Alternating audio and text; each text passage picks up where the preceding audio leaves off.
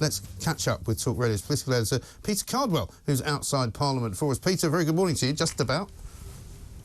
Good morning. Yes, indeed. Good to have you. Good to talk to you, Mike. Yeah, we've got a sort of budgetary overload, I suppose. We've been talking about it, as you might expect, rather a lot this morning. Most of what Jeremy Hunt is about to announce we probably know. So what will Prime Minister's questions, do you think, be about?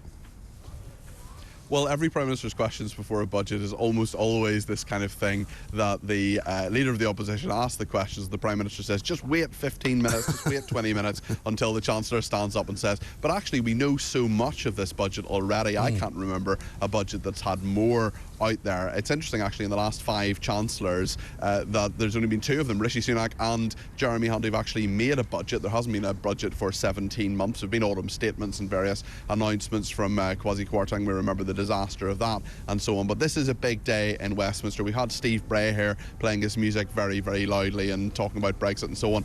We've got the guy who says the end is nigh, Steve Bray very much being the sort of John the Baptist character before him.